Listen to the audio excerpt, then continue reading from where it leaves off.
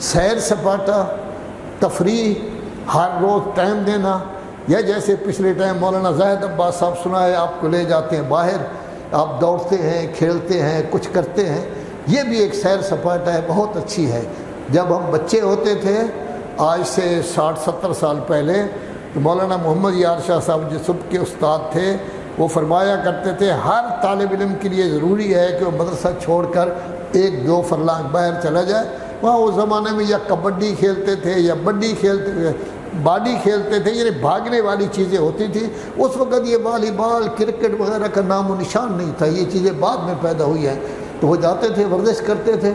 اگر کوئی طالب علم ورزش کے لیے نہیں گیا، اور مول صاحب کے بلا گھر بھی قریب تھا، اگر واپس آ گئے ہیں، اس کو کہتے تھے مسجد بہت بڑی تھی۔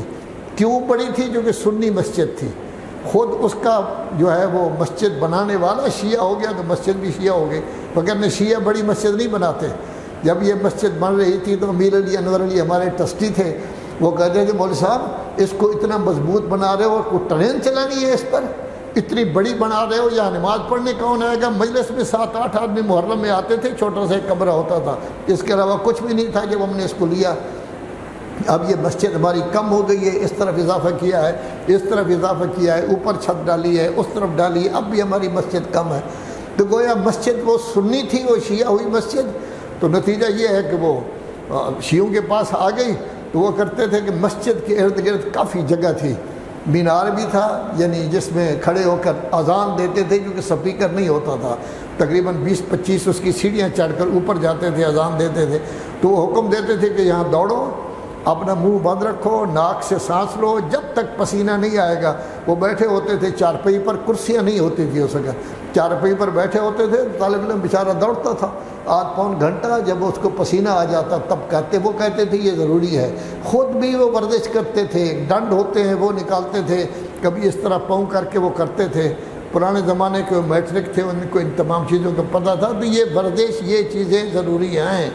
جب آپ ورزش کے لیے جائیں تو صرف مولانا زاہد عباس صاحب نہیں، قبلہ صاحب کو بھی لے جایا کریں تاکہ ان کی صحت بھی ٹھیک ہو، دوسرے بزرگوں کو بھی دعوت دیا کریں تاکہ ان کی صحت جو ہے وہ ٹھیک ہو جائے۔ یہ ورزش بہت زیادہ ضروری ہوتی ہے، وگرنہ کئی بیماریاں جو ہے وہ آ جاتی ہیں۔ تو وہ یہی کہہ رہے ہیں کہ یہ سیر سپاٹا ہو جائے گا، یہ ہو جائے گا۔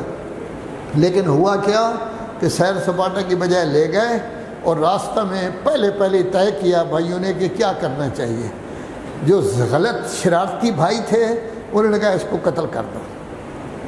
جو تھوڑے سے نسبتاً بہتر تھے انہوں نے کہا نہیں اس کو قتل نہ کرو، اس کو کہیں ایسی جگہ پھینک دو کہ پتہ ہی نہ چلے کہ یہ زندہ ہے یا مردہ۔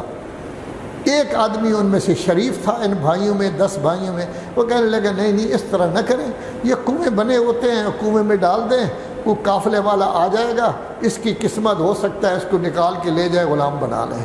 تو کتنے قول تھے؟ 3۔ ایک کہتے تھے اس کو قتل کر دو، بھائی ہیں بھائی، ایک ہی باپ ہے، ماں علیحدہ علیحدہ ہے، وہ کہتے ہیں اس کو قتل کر دو۔ دوسرا جو نسبتاً ٹھیک تھا وہ کہنے لگا کہ اس کو پھینکاؤ کسی جگہ۔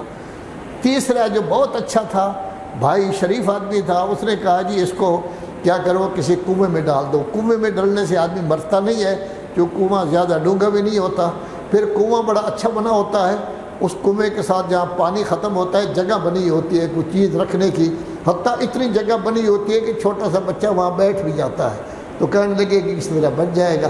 تو بہرحال تیسرا کام کیا گیا کہ ان کو کنویں میں ڈالا گیا۔